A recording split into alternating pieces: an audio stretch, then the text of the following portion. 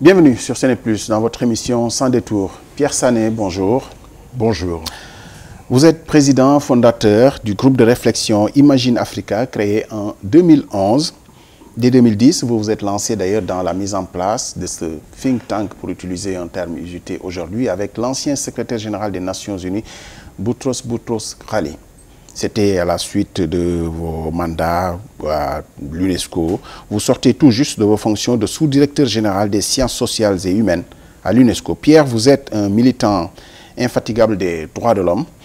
Vous adhérez à Amnesty International en 1988. Il vous a fallu juste 4 ans pour en devenir le secrétaire général en 1992. Votre parcours, c'est surtout 40 ans de vie à de hautes fonctions dans les organismes internationaux. Nous sommes ensemble pour l'heure qui suit avec Dr Hawa Bokar Littal. Bonjour docteur. Bonjour monsieur Cissé. Merci. Sociologue, vous êtes sociologue, chercheur associé à l'Institution d'études des femmes de l'Université d'Ottawa au Canada. Vous êtes aussi analyste politique et rien ne vous échappe dans l'actualité politique et sociale du Sénégal. Vous serez utile dans cette discussion.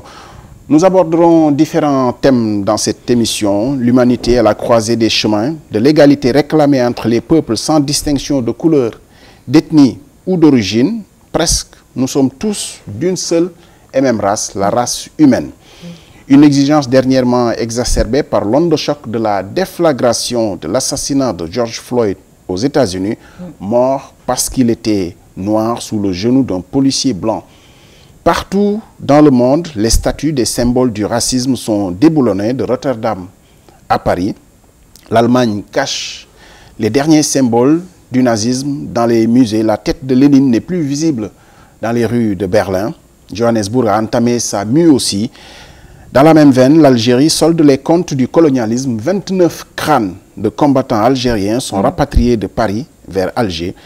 La promesse du président Emmanuel Macron, alors en campagne, pour faire reconnaître à la France que la colonisation est une abomination, est encore un vœu pieux. Le voisin belge a fait un pas de géant. Le roi Philippe a présenté pour la première fois dans l'histoire de son pays, je cite, « les plus profonds regrets pour les blessures infligées à la République démocratique du Congo lors de la période coloniale ». Fin de citation. C'est encore tout frais, c'était le mardi 30 juin 2020, il y a quelques jours seulement. Un processus est peut-être né au Sénégal. Faidherbe, sa statuette en rénovation, ne trônera peut-être plus sur une mythique place à Saint-Louis. La décolonisation par des changements de nom de rue et de place rappelant les stigmates du colonialisme est en cours, partout du moins, en consultation populaire. Faidherbe, Pinet-Laprade, Faidherbe est ici, ce que Savorgna de Brazza est à Brazzaville, le colonel Fabien ou le maréchal de Lattre de Tassigny, ou encore ce que le général Leclerc est ailleurs. L'un dans l'autre, nous parlerons de la justice internationale, précisément du tribunal pénal international, le TPI, sur le grill de notre invité Pierre Sané. Les tribunaux d'exception, l'expérience des chambres africaines extraordinaires est-elle une alternative? Mais comment occulter que l'humanité traverse sa plus grande crise sociale née d'une crise sanitaire, la pandémie appelée Covid-19? Plus de 4 milliards de personnes ont été à un moment donné confinées, réduites dans leur déplacement. La récession annonce une crise économique due à la pandémie qui semble irréversible d'ailleurs cette récession. Les peuples ont une vue à venir mais n'ont rien pu faire. Et on ne semble toujours pas savoir, ici au Sénégal, comment enrayer la propagation du virus. D'abord, Pierre Sané, sur un plan plus personnel, comment on en est arrivé à imaginer, comment on en est arrivé à déborder d'imagination sur un plan personnel pour faire face à cette maladie et tenir? Mais la réponse à la maladie, elle est sociale. Donc, c'est le gouvernement qui a la charge, la responsabilité, l'obligation de faire en sorte que les Sénégalais soient protégés d'une épidémie. Ça n'a peut-être pas été bien fait, on en discutera. Mais ce qui m'inquiète, c'est qu'on se comporte comme si la pandémie était terminée. Or, ce n'est pas le cas. Et l'État n'est pas très clair dans sa communication quant à la suite à donner. Le président Macky Sall nous a dit que nous devons apprendre à vivre avec le coronavirus. Mais comment on va vivre avec le coronavirus? Ce n'est pas suffisant de dire aux gens la responsabilité individuelle. On ne peut pas placer ça sur le dos des individus. Il doit y avoir une stratégie sociale, une stratégie de communication, une stratégie au niveau de la mise à disposition de certaines infrastructures. On ne peut pas dire aux gens lavez-vous les mains s'ils n'ont pas accès à l'eau potable. On ne peut pas dire aux gens qui n'ont pas accès à l'électricité, qui n'ont pas accès à Internet, de rester le plus souvent chez eux, confinés. Donc, je crois qu'on attend toujours du gouvernement des dispositions claires quant à comment est-ce qu'on va continuer à vivre ensemble avec un virus qui continue à circuler et qui circule certainement plus vite que ce qu'on nous rapporte au niveau des cas détectés. Parce que quand on nous dit qu'au Sénégal, il y a, mettons, 5000 cas, on oublie souvent que c'est 5000 cas testés. Pour savoir exactement combien il y a de cas au Sénégal, il faut tester 15 millions de Sénégalais chaque semaine.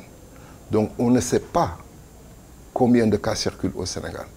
Ce qui est certain, c'est que l'épidémie s'est installée bien avant le mois de mars. En Europe, on réalise maintenant que l'épidémie circulait depuis le mois de novembre. Novembre, chez nous, c'est le début de la saison touristique. Les touristes viennent de France, d'Espagne, d'Italie. Donc le virus est certainement arrivé chez nous vers le mois de novembre ou au plus tard en décembre. Bien avant le 2, qui est la date officielle de détection du premier cas. Voilà, c'est le 2 mars qu'on a détecté le premier cas parce que c'est le 2 mars qu'on a installé les dispositifs pour tester. Mais tous ceux qui sont arrivés avant n'ont pas été testés et ils se sont répandus dans la nature, que ce soit les émigrants, que ce soit les touristes, que ce soit les commerçants qui viennent de Chine directement. Donc le virus s'est certainement installé, le virus s'est répandu dans l'ensemble du territoire. Moi, je crois qu'on peut retenir comme hypothèse plausible que le virus circule dans l'ensemble du territoire sénégalais et à un taux qui est certainement beaucoup plus élevé que le taux que nous révèle le nombre de cas testés. Parce qu'on ne fait pas de tests, on ne teste que dans les situations où nous avons des cas asymptomatiques identifiés et ensuite on teste les contacts. Le Sénégal a fait le choix de ne pas faire de tests de masse d'ailleurs. Hein? Voilà. Donc, que ce soit le Sénégal ou même d'autres pays, le nombre de cas avérés, c'est le nombre de cas testés. Donc, j'ai lu des études récentes, notamment de l'université d'Oxford, le professeur, j'ai oublié son nom, qui dirige un laboratoire de recherche à Oxford, qui dit, elle, selon ses estimations, au moins 50% de la population britannique est affectée par le virus. Aux États-Unis, on nous parle de 20 millions, plutôt que de 2 millions. Donc il faut partir de l'hypothèse plausible qu'une partie beaucoup plus importante de la population humaine est porteuse du virus, mais ce sont des porteurs sains. C'est peut-être ça la bonne nouvelle, qu'il y ait des porteurs sains asymptomatiques qui ne seront pas... 80% de ceux qui sont atteints sont des porteurs sains. Ils ne développeront pas de maladies. 15% vont développer des maladies bénignes. On peut soigner assez rapidement. Les cas graves représentent 5%. Donc, au niveau des hôpitaux, il faut s'équiper pour prévoir des cas graves, mais qui n'ont rien à voir avec les nombres cités de cas de contamination. Docteur Hawa Bokar Littal, il semble qu'on ait vu venir, mais qu'on n'ait rien pu faire. À ce jour, nous sommes à plus de 7000 cas testés positifs. Plus de 2000 patients sont en soins dans nos hôpitaux. 4000 sont déclarés guéris. C'est le nombre de morts qui inquiète au Sénégal. 129 à ce jour où nous parlons. Je disais qu'on a vu venir, on n'a rien pu faire. Il semble que cette maladie attaque ce que nous sommes réellement. On nous dit, il ne faut pas se rassembler, on est un peuple où on aime être entre nous. Ne vous serrez pas la main, c'est un peuple où les salam alek passent par les mains, par le contact physique. Est-ce que ce n'est pas ça qui a rajouté à la difficulté du corps médical en première ligne, puisqu'il semble qu'on ait plus géré la maladie, mais pas une pandémie qui est liée aussi au facteur social?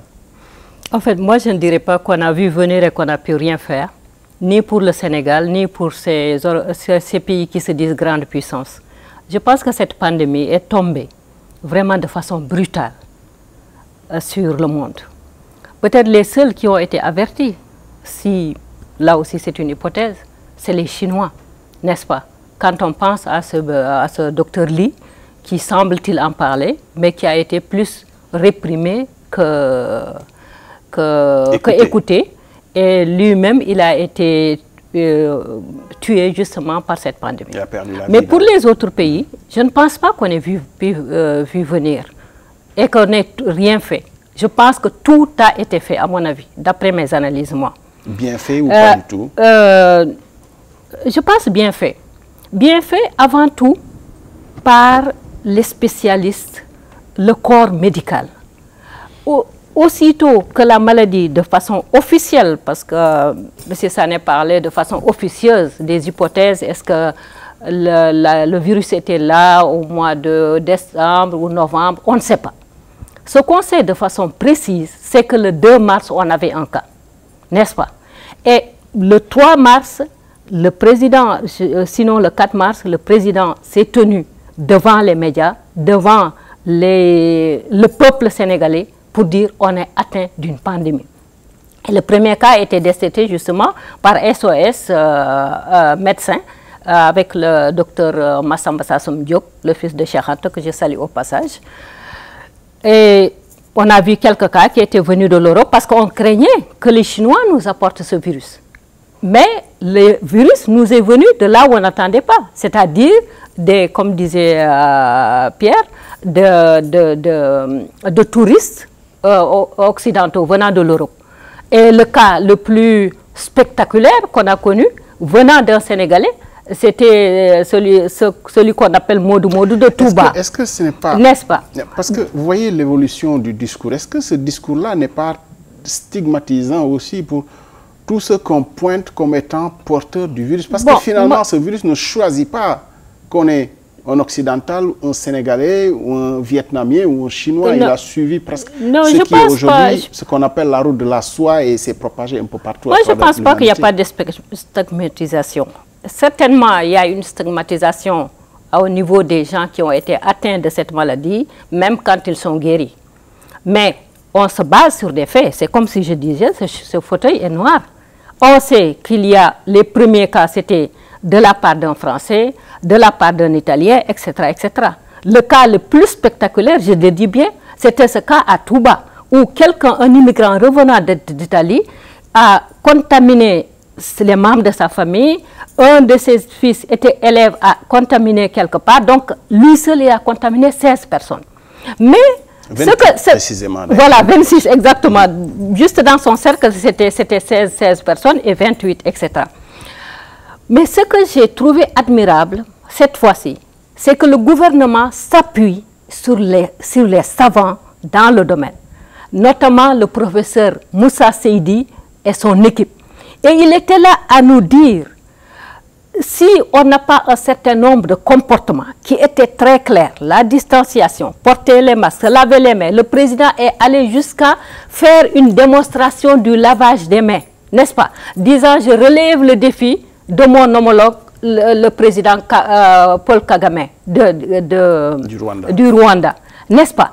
Et là, parce que le défaut des gouvernements africains, c'était de ne pas mettre à profit leurs savants.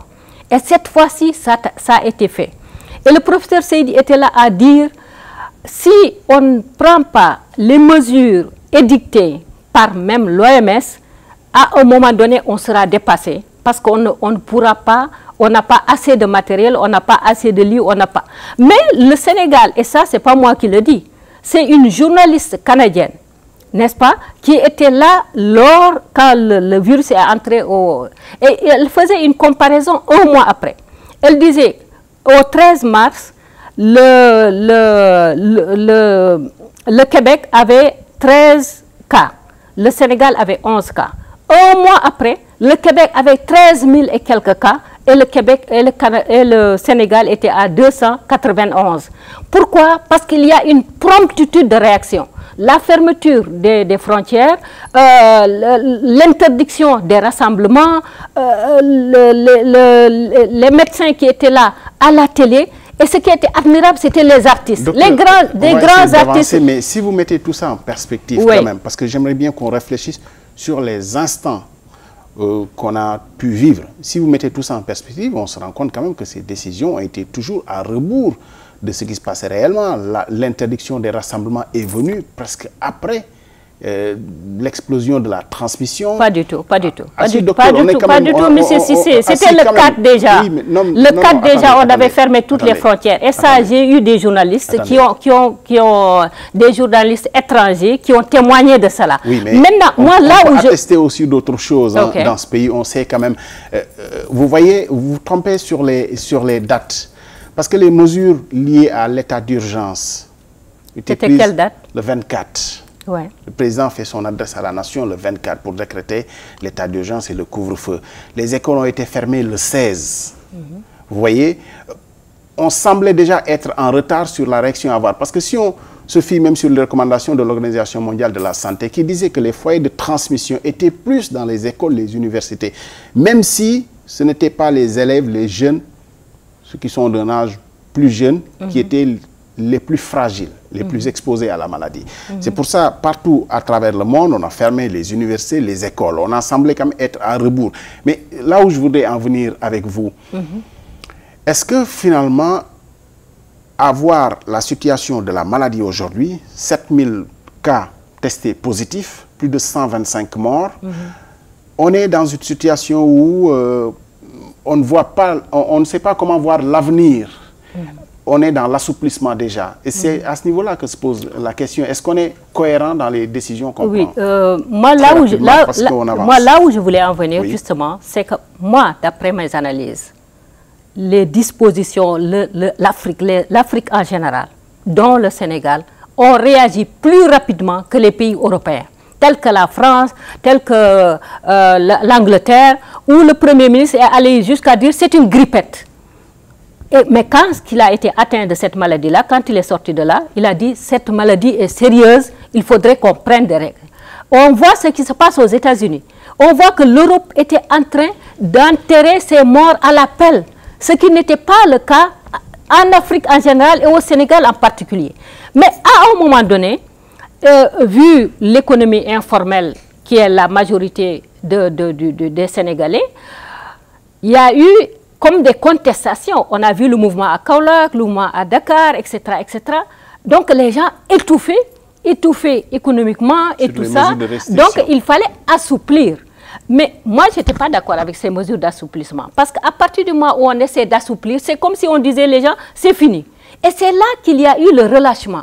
Parce que tous les artistes ont fait des chansons, etc.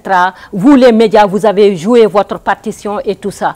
Donc, il y a eu un relâchement. Et c'est après qu'il y a eu cette explosion. Mais au début, si on avait continué sur la même tendance, surtout après le décès de ce célèbre fils du Sénégal, Pape Diouf, les gens ont dit, ah, c'est sérieux. Avec le décès de Manu Dibango, le célèbre Manu Dibango, les gens ont réalisé qu'effectivement, mais il y a d'autres qui ne réalisent pas, qui vont, qui viennent, surtout les gens qui sont dans le commerce et tout ça, et qui n'écoutent ni les politiciens, ni les médecins, qui peut-être écoutent à peine ce que le marabout dit, et les marabouts n'ont pas donné le ndigal. Là où j'ai, par exemple, ce qu'on n'a pas mis à profit, c'est les spécialistes en sciences sociales, les sociologues, les anthropologues, alors que le problème n'est pas seulement médical, il est également social, il est effectivement économique et c'est là où peut-être il faut mettre la bémol. Alors, à préciser qu'ils ont pu rentrer quand même dans le dispositif des socio-anthropologues qui ont intégré. Pierre, on le voit, il y a différentes façons de voir les choses, le verre à moitié vide ou à moitié plein aujourd'hui.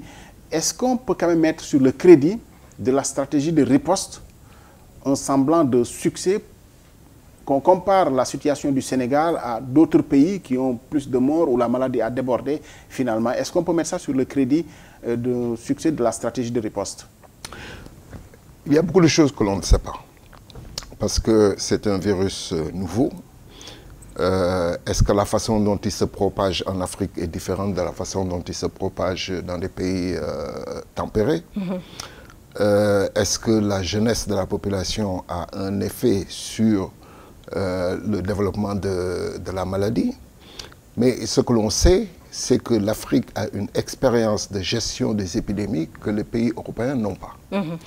Nous avons géré ici des vagues de choléra depuis les années 60 et ça continue. J'ai lu un rapport d'un groupe de chercheurs qui faisait une évaluation de la gestion de l'épidémie de choléra en 95-96 et les recommandations qui ont été faites avaient trait à l'hygiène et l'accès à l'eau potable.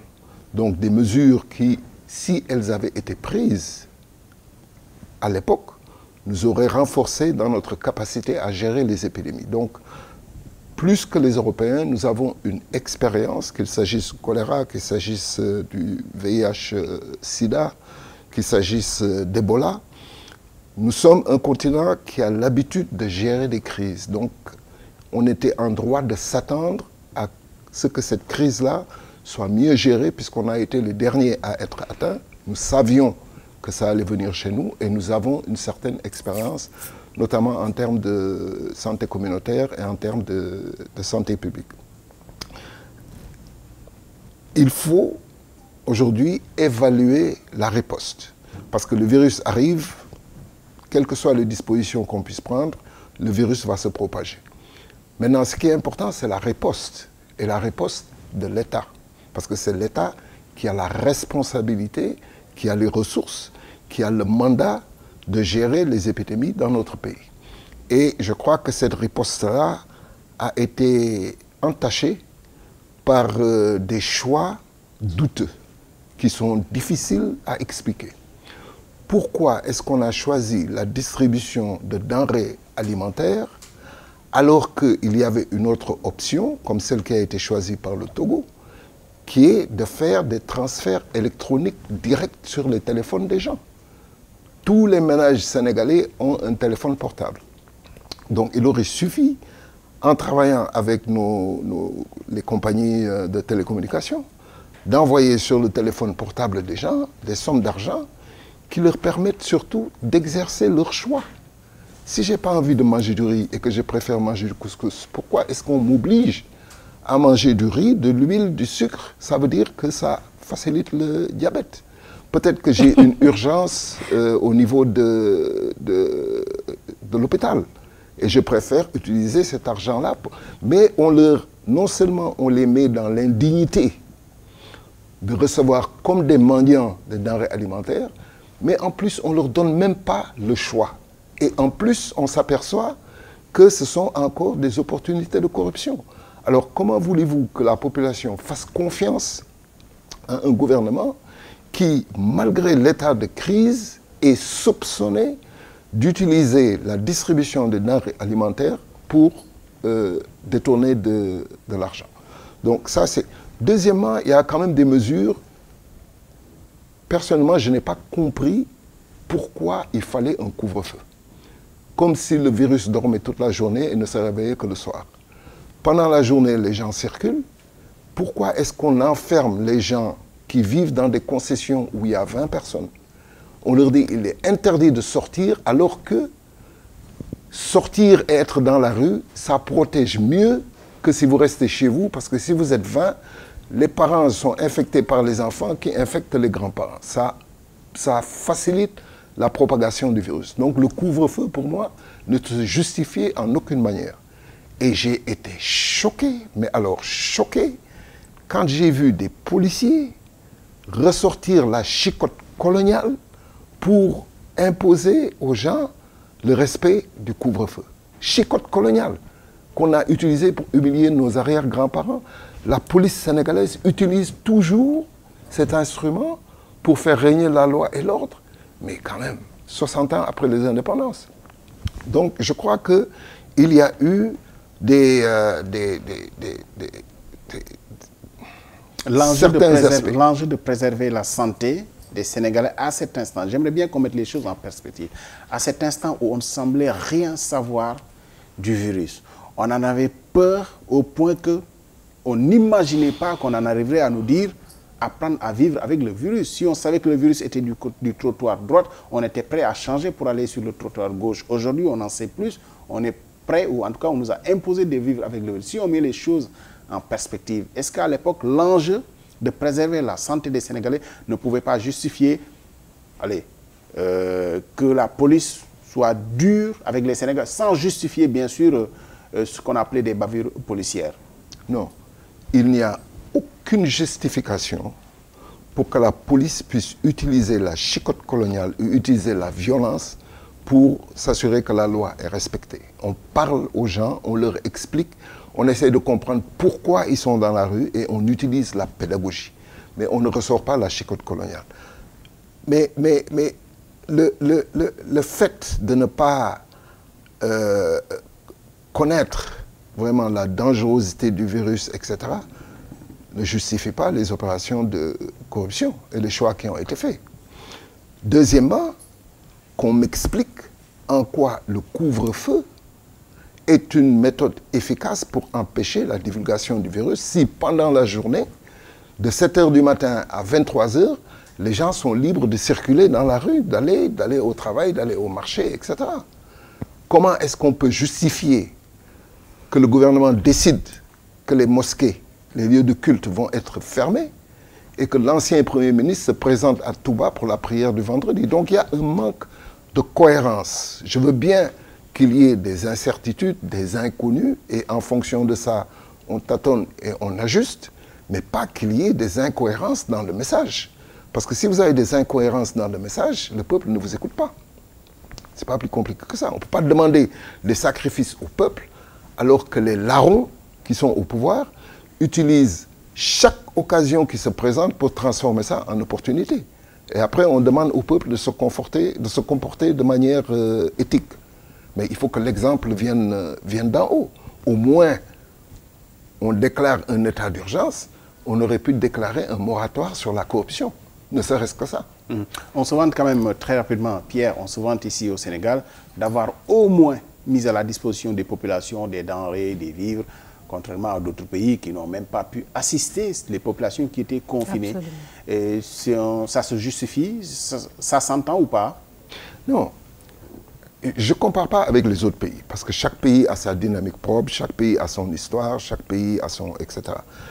Je compare ce qui a été fait avec ce qui aurait pu être fait. Pourquoi est-ce qu'on n'a pas choisi le transfert électronique? C'est ce que le Togo a fait. Pourquoi? Là, vous comparez alors?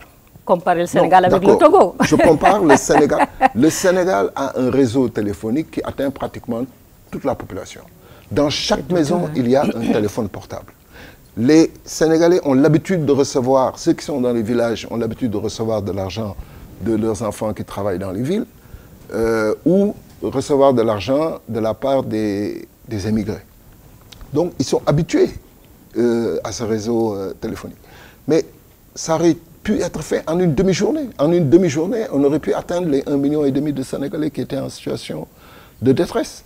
Pourquoi est-ce qu'on a choisi la chose la plus compliquée? C'est-à-dire aller nous faire un show au port avec du riz, trouver 4000 camions, aller les distribuer dans 500... Jusqu'à présent, ce n'est pas terminé.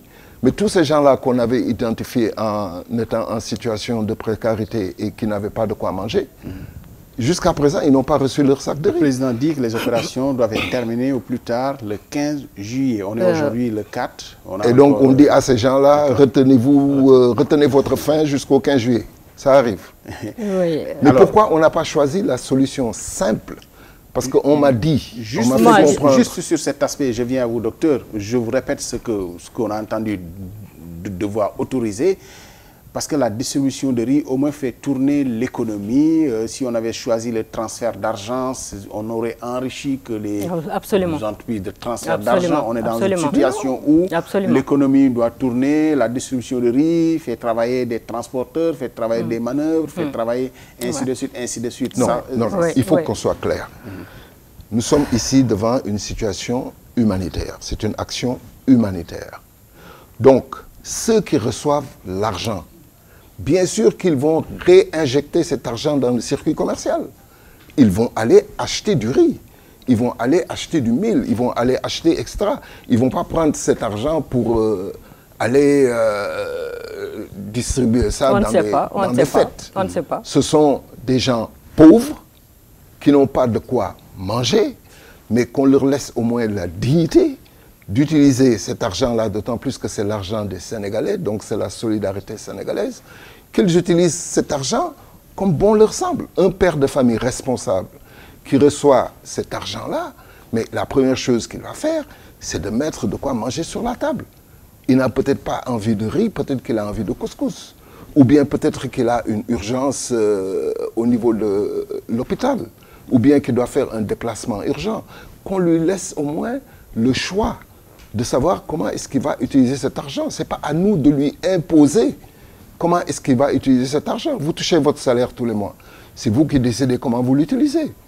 On a ces gens-là qui malheureusement ne sont pas des privilégiés comme nous, à qui, à travers une action de solidarité, on met à la disposition des ressources pour qu'ils puissent traverser cette période-là, mais au moins qu'on respecte leur dignité, qu'on leur envoie de l'argent sur leur téléphone et qu'on les laisse dépenser rationnellement, comme n'importe qui aurait dépensé rationnellement. Il ne faut pas les traiter comme des enfants en disant « oui, si on leur donne l'argent, peut-être que c'est... » Mais c'est insultant. C'est insultant, je trouve. Docteur Hawa Bokar Littal, on peut quand même admettre que tout n'a pas été bien fait et que si c'était à refaire, certainement, il y a beaucoup de choses qu'on aurait reconsidérées quand même. M. Sané disait qu'on ne peut pas comparer, mais on est obligé de comparer. On est obligé de comparer pas seulement, si on compare au niveau de l'Afrique, le Sénégal n'est pas le dernier pays à mal gérer. Si on compare au niveau international, je pense que le Sénégal serait même parmi les premiers, et l'Afrique en général, les premiers à avoir mieux géré, justement compte tenu de cette expérience de gestion des pandémies, dont Ebola et tant d'autres.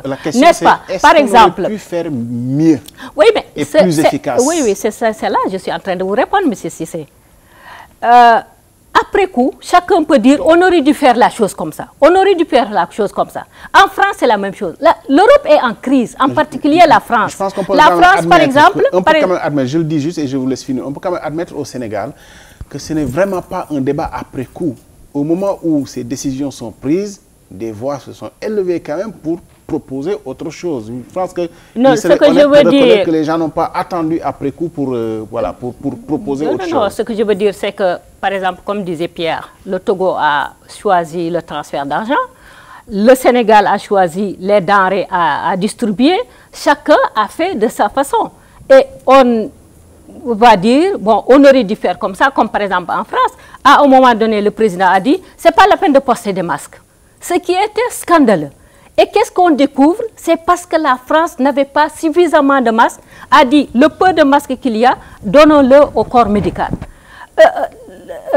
Pourquoi c'est scandaleux en France, mais pas au Sénégal? Parce qu'on a entendu la même chose au Sénégal non, je suis désolée. Je suis désolée, M. Cissé. Je suis désolée, M. Cissé. Je ne parlerai même pas du politique. Par honnêteté, M. Cissé, je ne parlerai même pas du politique. À la conférence de presse du 24 mars du ministre des Transports et du ministre de l'Intérieur pour donner les détails des mesures de l'état d'urgence, M. Omar Youm, qui s'occupe de transport, dit clairement ce jour-là qu'on n'en est pas à devoir porter des masques parce que les masques ne servent à rien. Les masques protègent, les masques ne protègent pas celui qui n'est pas malade. Voilà le discours officiel à cette date-là. Moi, je n'ai pas écouté, M. Youm. Vous savez qui j'ai écouté? j'ai écouté les spécialistes dans la matière. Oui, mais madame, vous le êtes, grand, vous êtes quand même très sélective dans votre appréciation de la situation. Je ne sélectionne pas, je ne suis pas je ne sélectionne pas. Mais ceux qui ont droit à la parole, c'est-à-dire ceux qui savent sur la base de leur savoir, le professeur Seydi était là, devant les médias, à dire la seule chose, on est là, on contrôle la situation pour le moment, et ce qu'on ne dit pas, par exemple, c'est le fait que le Sénégal, avec la direction du professeur Seydi et son équipe, prennent l'audace d'utiliser l'hydrochloroquine pour soigner, n'est-ce pas? Et c'est quand il a annoncé que c'est l'hydrochloroquine qu'il utilise, ce qui fait qu'il y avait très peu de morts, que la France, le lendemain, le président de la France a ordonné qu'on utilise l'hydrochloroquine. Et non, plus, mais laissez-moi terminer. Vous donnez la parole, vous laissez monsieur Prieur développer assez largement et vous me coupez à chaque fois. Mais laissez-moi développer. L'hydrochloroquine a été conçue par un Français qui était en France avec une équipe où il y a beaucoup de gens, de ressortissants originaires justement de l'Afrique, que ce soit de l'Afrique du Nord, que ce soit de l'Afrique subsaharienne, ce que le président Macron a découvert d'ailleurs quand il s'est rendu en visite au professeur Didier. Mais justement, à partir de la gestion, de l'expérience de gestion des crises, dont l'Ebola qui a été géré avec en tête le professeur Eva Maricol, le professeur Seydi a choisi d'utiliser l'hydrochloroquine pour soigner les malades, ce qui a diminué le taux surtout de mortalité, n'est-ce pas? Et ce que je veux dire, c'est que quand M. Sané dit, on aurait dû transférer l'argent, mais vous l'avez bien dit. Si on transférait l'argent, qui on allait enrichir en particulier? Parce que si vous transférez 5 000, combien vous payez à la compagnie de transfert? N'est-ce pas, Sonatel, des compagnies étrangères? 900 $. Imaginez-vous si vous transférez des millions de dollars. Et quand on me dit, il ne fallait pas des denrées alimentaires, mais on sait, on connaît quand même la culture de notre peuple. On sait de quoi se nourrissent les Sénégalais. La base de la nourriture des Sénégalais, c'est le riz. L'élément qui l'accompagne, c'est l'huile. Alors qu'on me dise qu'on ne devrait pas donner ces denrées-là, bon, c'est un choix. Et je ne pense pas, moi personnellement, de façon très honnête, je ne pense pas que ce soit un mauvais choix. N'est-ce pas? Est-ce que la distribution a fait défaut? C'est possible. Est-ce que ça a été parfait? C'est fort probablement pas. Parce qu'il y a peu d'actions, surtout de masse comme ça, qui soient parfaites. Mais à mon avis, parce que la gestion principale d'abord qui était requise, c'était la gestion médicale. Et le professeur Seydi, moi ce que je dis, c'est que si on avait suivi ce que le professeur Seydi disait, ce que le ministre en tutelle relayait chaque jour, et que vous-même les médias relayez chaque jour dans vos médias, distanciation, port de masque, lavage de mains, rester chez soi, parce que les gens se sont autoconfinés, hein? Les gens se sont autoconfinés, n'est-ce pas? Là où il y a commencé le relâchement, c'est quand il y a eu, on voyait venir une explosion sociale et on a dit on va assouplir, n'est-ce pas? On va assouplir les mesures. C'est une faiblesse de l'État ou pas? Non, je ne pense pas que ce soit une faiblesse de l'État. Parce que gouverner aussi, c'est écouter. Écouter le peuple, regarder, parce que c'est l'économie informelle. Si c'était comme en Chine, où on peut passer de maison à maison, distribuer les choses à manger, parce qu'on peut dire la même chose, que les Chinois ont imposé, le gouvernement chinois a imposé aux Chinois de leur donner des camettes où il y a de la nourriture et tout ça, donc on leur a imposé de manger du riz, etc., etc. Mais chacun a essayé à sa manière. Et je ne pense pas que le Sénégal ait échoué si on compare, comme dit au Québec. Compare-toi, tu te désoles, considère-toi, tu te désoles, compare-toi, tu te consoles. Je pense que par rapport aux pays africains et par rapport à l'ensemble, à ces puissances qui se disaient, ces pays qui se disaient puissants, je pense que le Sénégal n'est pas le dernier. Maintenant, on avait gagné, moi, le 24, à la fin du mois de mars.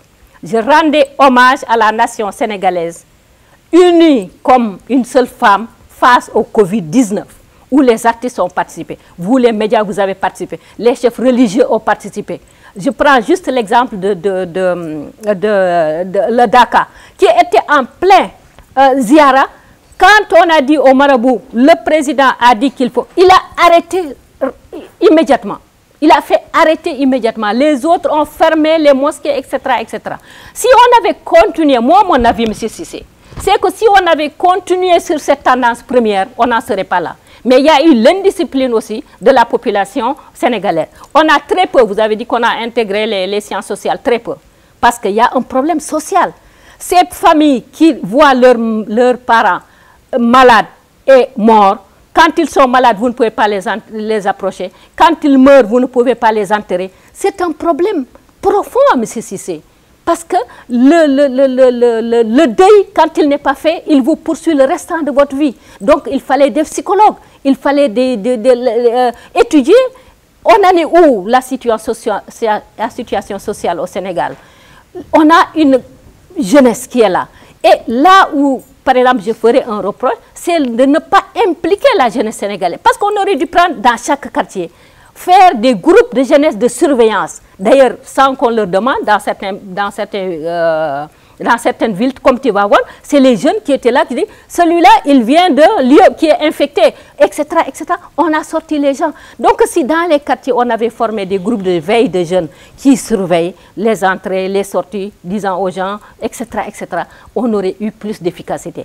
Mais, mon avis, M. Cissé, c'est que le Sénégal n'est pas le dernier si on classe les gestions, ni par rapport aux pays d'Afrique, ni par rapport à l'ensemble sur le plan international. Un tout dernier mot sur cette affaire-là, on passe à un autre sujet. Oui. Les perspectives. Les perspectives, c'est qu'il faudrait reprendre la communication. Moi, je serai le gouvernement aujourd'hui, j'irai voir les chefs religieux en lui disant reprenez. Parce qu'il y a certaines personnes, ils n'écoutent ni la radio, ni la télévision, ni les politiciens, ils écoutent leur marabout, le ndigal.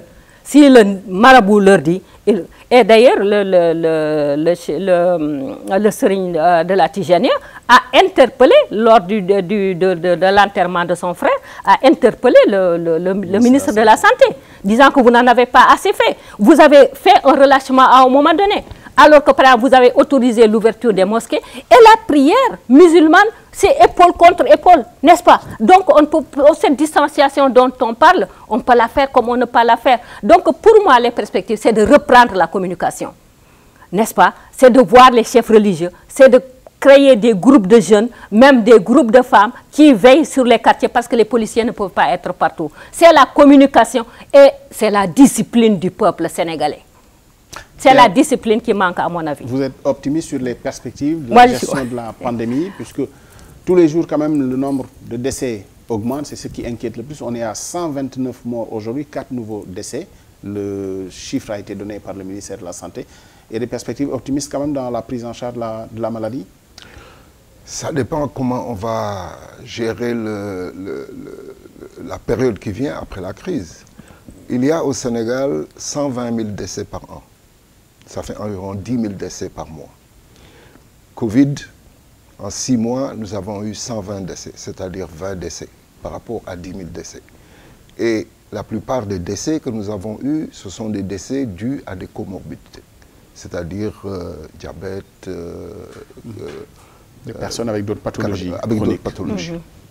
Bon, donc la situation n'est pas dramatique si on regarde le taux de mortalité au Sénégal. Absolument. Mais une crise, c'est aussi une opportunité pour s'interroger en profondeur sur pourquoi on a réagi de la façon dont on a réagi et surtout comment est-ce qu'on va faire mieux la prochaine fois. Parce qu'on sait au Sénégal que ce qui facilite la propagation d'une épidémie, comme le choléra, c'est le manque d'hygiène, c'est la non-disposition d'eau potable. Ça, on le sait depuis 20 ans, depuis 30 ans. Jusqu'à présent, si vous allez dans le monde rural, 27% de la population n'a pas accès à l'eau potable. Ici, nous avons vu à Dakar les mêmes problèmes chaque année. Ça recommence chaque année, chaque année. on n'a toujours pas réglé le problème de la distribution d'eau potable dans notre pays. Or, l'eau, c'est un besoin existentiel. On a besoin de l'eau pour boire, on a besoin de l'eau pour se laver, on a besoin de l'eau pour faire la cuisine. C'est un droit fondamental. Et je ne comprends pas qu'on puisse allouer la satisfaction de ce besoin existentiel, la satisfaction de ce droit élémentaire à une société privée qui plus est étrangère. Parce qu'une compagnie privée qui plus est étrangère a un seul objectif, c'est de réaliser des profits et puis d'amener l'argent. Ce n'est pas la satisfaction. Et le cahier des charges, il est quand même bien défini, qui est de la mise à disposition de l'eau quand même. Abdoulaye, on ne confie pas à une entreprise privée étrangère la satisfaction d'un besoin existentiel. Mais c'est ce qui s'est passé de tout temps. Qui conditionne, oui, mais je ne parle pas d'aujourd'hui. Je ne suis pas là pour faire un procès du gouvernement ou pour le défendre. Ça ne m'intéresse pas. Ce que je regarde, moi, c'est 60 ans d'indépendance, quels que soient les régimes. Ce à quoi on est arrivé et ce à quoi nos populations sont en droit de s'attendre et comment on le satisfait le mieux. Je crois que dans n'importe quel pays, il est irresponsable de confier la satisfaction des besoins existentiels à une compagnie privée dont la logique est le profit et non pas la satisfaction des besoins des populations. C'est comme demain si on privatisait l'air qu'on respire. Donc, il faut quand même qu'au sortir de cette crise-là, on puisse s'asseoir et se dire comment ça se fait que jusqu'à présent, 60 ans après l'indépendance, dans notre pays, on n'a pas réussi à régler le problème de l'accès universel à l'eau potable, l'accès universel à l'électricité, l'accès universel à Internet. On a vu comment Internet était indispensable pendant la période de confinement ou de rester chez soi. Mais on devrait rendre Internet, l'accès à Internet pour tous, partout, dans tous les villages. Donc ça, ce sont des urgences. C'est ça les vraies urgences. Les vraies urgences, c'est s'assurer que les besoins des populations soient satisfaits. Parce que ces besoins-là, ce sont des droits. Et les droits humains, ça ne se décale pas. Les droits humains, ça se respecte. Et ce sont des obligations pour les gouvernements, des obligations morales. Et il faut que le peuple en fasse une créance politique, afin que le gouvernement satisfasse d'abord les besoins des populations avant de faire des investissements de prestige. C'est aux États, en effet, d'assurer les services publics aux citoyens, que ce soit le service public de l'eau, du transport, de l'éducation, la santé. Il y a une notion aussi qui transparaît à la lumière de ce que nos deux invités nous expliquent, c'est la redevabilité, le devoir de rendre compte, de rendre justice. Cette redevabilité a mené, il n'y a pas très longtemps, des dirigeants africains au banquet de la justice internationale, le tribunal pénal international. La Côte d'Ivoire est un exemple éloquent et finalement a mis le tribunal pénal international au banc des accusés, puisque les accusations de Laurent Gbagbo et de Charles Blé Goudé sont finalement tombées comme château de cartes, non-lieu prononcé, avec peut-être une liberté encadrée pour le retour en Côte d'Ivoire. Pierre Sané, est-ce que les perspectives de la justice internationale sont heureuses à la lumière du dénouement de cette affaire? Je dirais oui. Je dirais oui parce que, il y a un besoin de justice internationale. Il y a trop de victimes de par le monde qui ne reçoivent pas justice. Donc la justice internationale est là pour intervenir lorsque les États ne peuvent pas ou ne veulent pas rendre justice.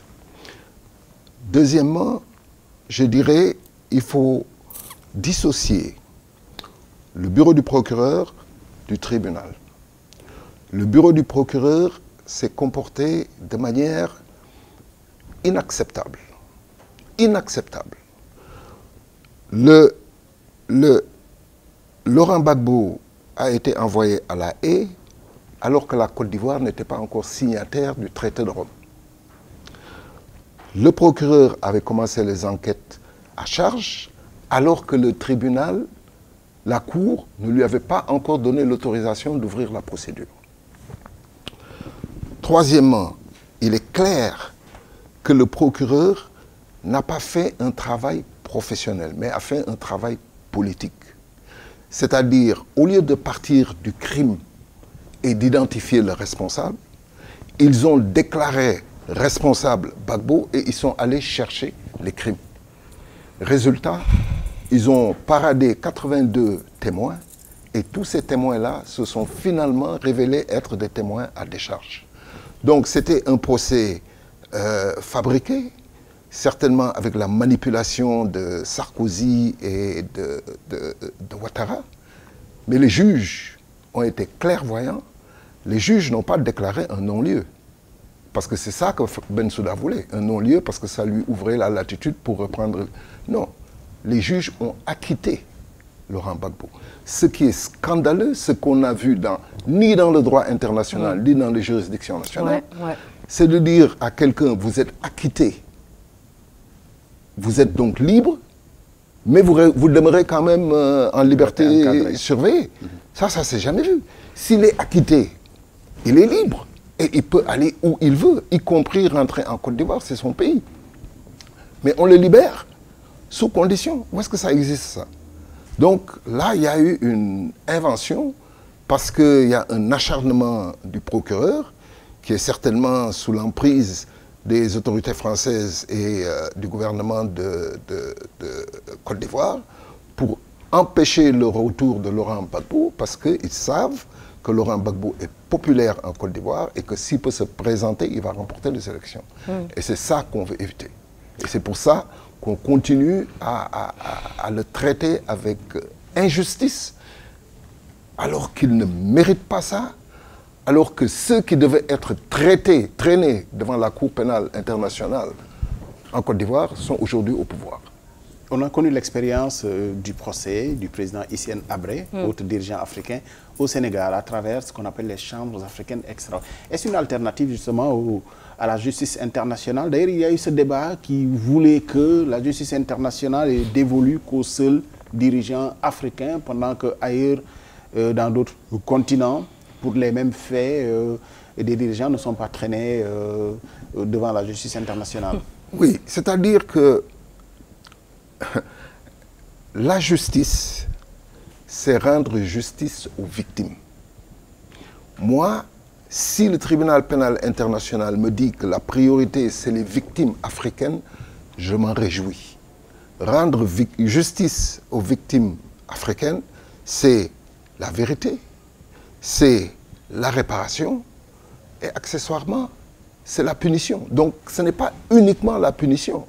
Si celui qui est responsable est puni et que les victimes n'ont rien en retour, ni réparation, ni vérité, c'est une justice, comme on dit, de vainqueur, comme ce qui se passe en Côte d'Ivoire. Donc, le principe, parce que moi j'étais à Rome lors de la négociation finale sur les statuts de Rome. Le principe fondateur du tribunal pénal international, c'est la lutte contre l'impunité. C'est-à-dire, si vous savez que demain, vous massacrez votre peuple, peut-être que chez vous, vous ne pourrez pas être traduit en justice, mais il faut être traduit en justice ailleurs. Donc, c'est lutter contre l'impunité afin de prévenir génocide, crime contre l'humanité. Ça, c'est le principe fondateur. Il est évident qu'aucun tribunal au monde ne traîne devant lui, tous ceux qui commettent des crimes. Vous allez partout dans tous les pays du monde, le nombre de crimes commis par rapport au nombre de crimes résolus ou traduits devant la justice, c'est 25-30%, ça dépend du type de crime. Donc, il y aura toujours des gens qui vont échapper à la justice. Et le tribunal pénal international n'a pas vocation à juger tout le monde. Il a vocation à juger les crimes les plus graves lorsque l'État en question refuse de le faire. Maintenant, le tribunal pénal international ne s'applique qu'aux États signataires. Il y a 122 États signataires. Donc on ne peut pas poursuivre les Russes, les Indiens, les Chinois, etc. Pour l'instant, c'est une institution jeune il faut lui donner le temps. Dans 50 ans, on pourra faire une évaluation. C'est une institution jeune qui contribue au respect des droits humains au niveau universel. Bien sûr qu'il va y avoir des erreurs. Bien sûr que parfois l'action du procureur, malheureusement, nous avons eu 2 procureurs qui sont succédés, Ocampo et Bensouda, qui sont des catastrophes. Catastrophes. Et ça, ce n'est pas à l'avantage. J'espère que le prochain procureur qui sera élu par les Nations Unies aura plus d'éthique et plus de compétences professionnelles. Docteur Hawa, qu'est-ce qu'il faut entendre l'argument de ceux qui disent le tribunal international, c'est que pour les Africains, ou alors qu'on se débrouille aussi pour rendre justice sur le continent, l'exemple des chambres africaines extraordinaires, ça vous parle? Qu'est-ce qu'il faut faire? Bon, moi d'abord, vous avez posé d'abord la question sur le cas Laurent Gbagbo. Je pense que Laurent Gbagbo n'aurait dû jamais aller à la CPI. Et ça, ce n'est pas moi qui le dis. C'est vos collègues de Mediapart qui sont associés à 8 médias internationaux qui ont fait des enquêtes et qui ont dit que c'est un dossier tout à fait monté. Mais donc certains éléments, enfin, vous allez me laisser parler quand même, monsieur Cissé, ou bien alors je vais quitter. On est dans un dialogue, je fais la même chose avec Pierre aussi, je le coupe, je le relance, on fait la même chose, on est dans un dialogue. Je dis, on ne prendra pas la parole, fut-elle la parole de Mediapart comme parole d'évangile non plus, parce que vous voyez, on est dans une logique où on met en avant les victimes. Est-ce qu'en Côte d'Ivoire, vous pourrez faire face aux victimes et leur dire, Laurent Gbagbo ne vous a rien fait? Est-ce que sur cet aspect-là, c'est possible? Pierre l'a montré dans certaines mesures. Je pense que les victimes, c'est le peuple ivoirien. La victime, c'est Gbagbo en tant que président. Que la France envoie son armée bombarder, écraser tout ce qui était dans la présidence. C'est comme si les États-Unis utilisaient leurs forces militaires pour bombarder un pays européen parce qu'il est mal gouverné ou parce que le président a mal fait. La France ou la Belgique. Est-ce que vous pensez que c'est faisable? Pourtant, c'est ce qui a été fait. Et le principal responsable, c'est Sarkozy, n'est-ce pas? Qui a fomenté tout cela. Et je pense que s'il y avait quelqu'un à traîner devant la CPI, c'est bien Sarkozy et non pas M. Gbagbo. Parce que selon les éléments dont M. Pierre a parlé, il n'y avait aucun pays qui avait demandé l'extradiction. Et lui, Moreno Ocampo, au moment même, a envoyé une directive disant qu'il faut le garder en prison. Alors qu'il n'était même pas, on ne l'avait même pas sollicité. Mais il intervient. D'où les Mediapart quand même. Moi, je pense que quand on fait des analyses aussi, moi, je ne suis pas journaliste, je ne suis pas juriste, mais je pars des analyses qui ont été faites et par des gens qui ne sont pas des moindres.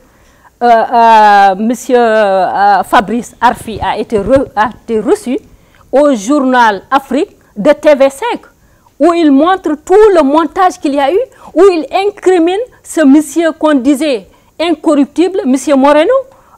Donc, parce que quand on parle de juge, il faut voir c'est qui, les procureurs. C'est lui, Moreno Ocampo, dont on a découvert qu'il avait même des comptes dans les paradis fiscaux à Panama et aux îles Vierges. Donc, ils ont été corrompus pour justement prendre Gbagbo de là, l'amener à la CPI de façon illégale et installer M. Ouattara. Est-ce que ce n'est pas ça le risque finalement? Parce qu'on découvre que le procureur a des accointances avec d'autres sphères, qu'on mette à plat toute la procédure. Là où je voulais en venir, à partir du moment où on a vu que c'est un dossier qui était monté, aussitôt on aurait dû libérer M. Gbagbo et le mettre dans l'avion et le ramener chez lui. N'est-ce pas? Et ce qui est plus scandaleux encore, M. Cissé, c'est que bien qu'il soit acquitté, le deuxième juge, c'est-à-dire celui qui a remplacé, le deuxième procureur, c'est-à-dire celui qui a remplacé Ocampo, dont on soupçonne d'avoir été corrompu, d'avoir collaboré avec Sarkozy, Madame Fatou Bensouda, dit je fais appel. Je fais appel, c'est pourquoi. Et c'est possible que ces jugements ne soient pas faits, ne se passent pas avant les élections présidentielles en Côte d'Ivoire. Donc, comme dit... Vous soupçonnez un agenda politique de la justice internationale? Absolument, monsieur. Et ce n'est pas moi qui le dis, c'est des enquêteurs, des journalistes d'enquête de terrain qui l'ont démontré. Et comme le dit monsieur Pierre Sané, l'enjeu, c'est que justement, Gbagbo étant populaire chez lui, ne retourne pas avant les élections, ne se présente pas comme candidat et ne reprenne pas le pouvoir. Parce qu'il y a quelque chose de fondamental aussi. Gbagbo s'était attaqué au franc CFA. Et on sait que tous les présidents africains qui se sont attaqués au franc CFA ont été soit tués, soit ont été victimes de coups d'État. Donc il y a ce fait-là qui est là également et que Sarkozy a fait faire une étude par ses experts sur le panafricanisme. Ces experts lui ont dit, si les Africains arrivent à s'unir, la France n'aura plus rien en Afrique. Comme leur avait dit leur président Chirac, sans l'Afrique, la France serait au 25e rang ou au 23e rang et non pas au 5 premier. Vous nous ouvrez une très belle perspective. Malheureusement, le temps est passé très très vite. Vous nous ouvrez une très belle perspective. Merci. Où on pense, on le dit, c'est à débat. Est-ce que c'est une légende de croire que tous ceux qui s'attaquent aux intérêts de la France sur le continent sont éliminés? On a l'histoire Thomas Sankara et bien d'autres, pas voilà, Thomas exactement. Sankara, parce qu'on parle de justice, mais il n'y a pas de justice là, la France. Est-ce une légende? Est-ce une légende? Et ça nous ramène à la relation France-Afrique. L'onde de choc de l'assassinat de George Floyd a soulevé quand même une vague d'indignation partout. Je suis vraiment désolé de demander à mes invités qu'on va faire court parce que malheureusement le temps est passé très très vite et c'était un sujet d'importance quand même qu'on devait évoquer. Absolument. Sans revenir sur l'assassinat de George Floyd, bien entendu, qui a engendré une vague d'indignation à travers le monde et qui amène aujourd'hui à s'interroger sur la relation de l'Afrique, les peuples noirs avec la colonisation. Partout, une vague de décolonisation ou de déboulonnement de statuts rappelant des périodes sombres de l'histoire sont en cours. Est-ce que c'est un processus qu'il faut parachever quand même cette fois-ci? Est-ce qu'il faut solder notre histoire avec la colonisation? Je pense que, comme je dis et le répète, la liberté s'arrache par pans successifs. Ce que le peuple africain a connu comme domination, comme écrasement, comme exploitation économique, aucun peuple au monde ne l'a connu. On a lutté contre l'esclavage, on a lutté contre la colonisation, on est en plein dans le néocolonialisme. Et les deux facteurs essentiels, c'est l'argent. L'argent des pays, en particulier francophones, sont dans le trésor français où ils ne peuvent disposer que de 15% de leur avoir. Si tu dépasses de 1%, de 5%, c'est un prêt. Donc, il y a un étouffement, il y a une nécessité de se libérer économiquement.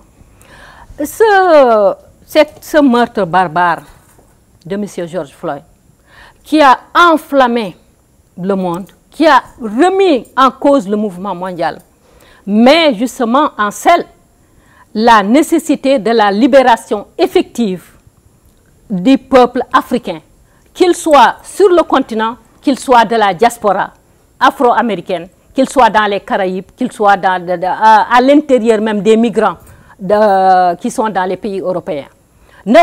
Ça ressort toutes les injustices. Parce que est-ce que quelqu'un qui a tant de sang dans les mains, tel que Faidherbe, sa statue mérite de trôner sur la tête du Sénégalais et en particulier à Saint-Louis? C'est une question à se demander.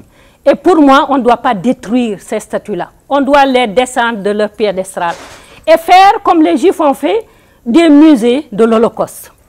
Faire des musées de la colonisation, de l'esclavage, mettre là Léopold II, montrer les exactions qu'il a commises au Congo, mettre là Faidherbe, montrer les exactions qu'il a commises en Afrique de l'Ouest, les meurtres, les humiliations, les villages qu'il a brûlés, les gens et des têtes coupées qu'ils ont transportées en France parce que l'Algérie vient de récupérer les 24, parce que l'Algérie est debout.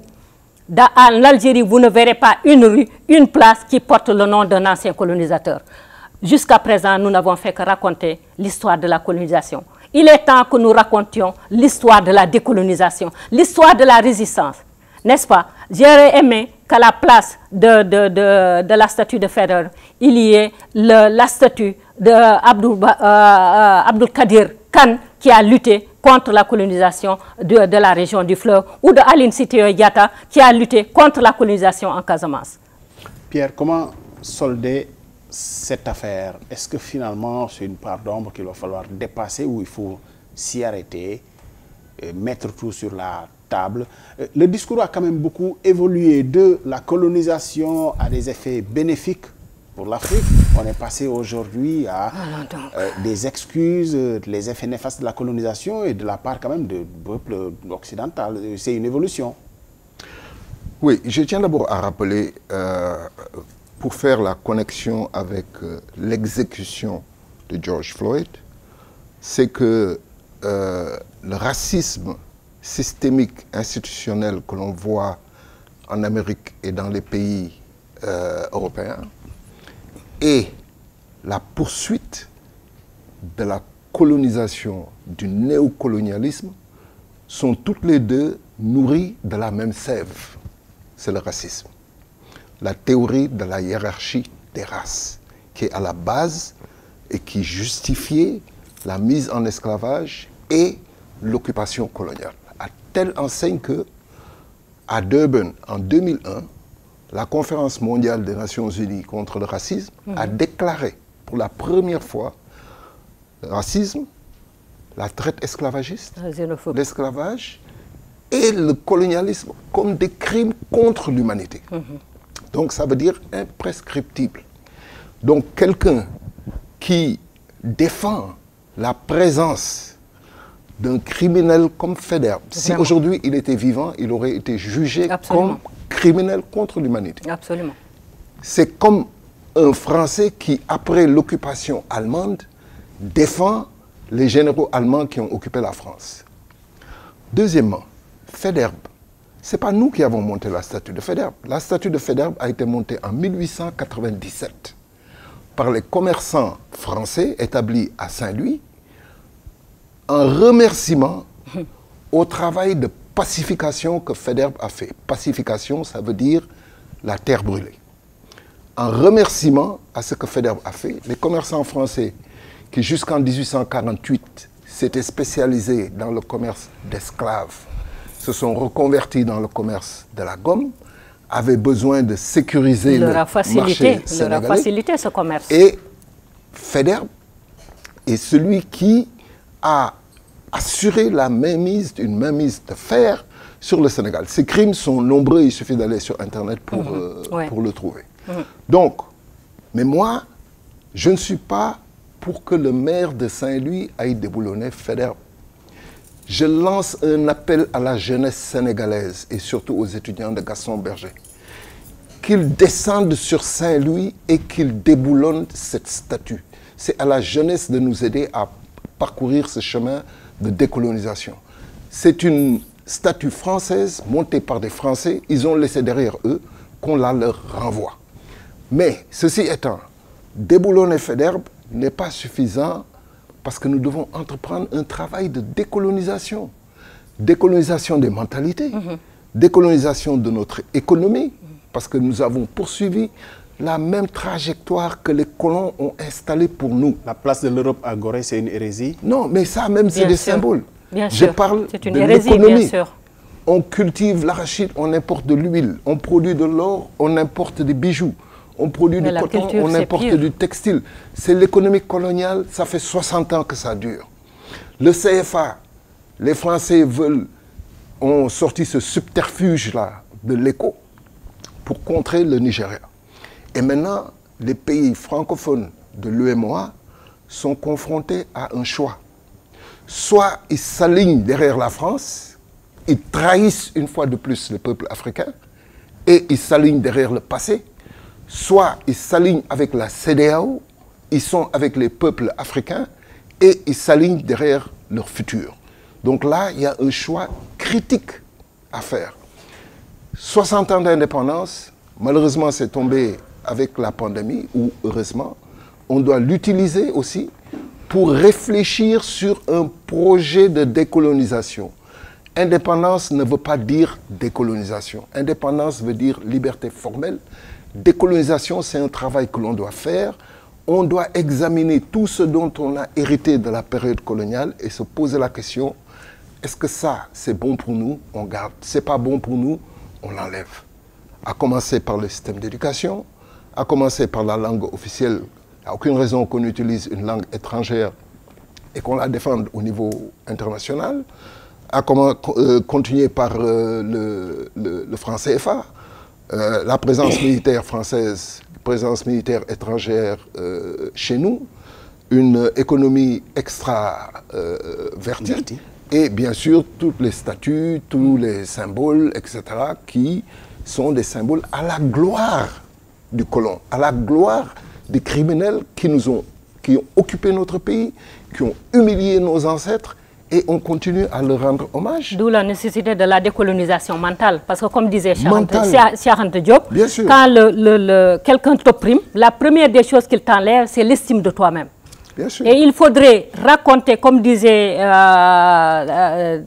le président Wade, dans Un destin pour l'Afrique, un ouvrage aussi académique qu'il soit, quand il me parle plus de colonisation que de résistance, je le mets de côté.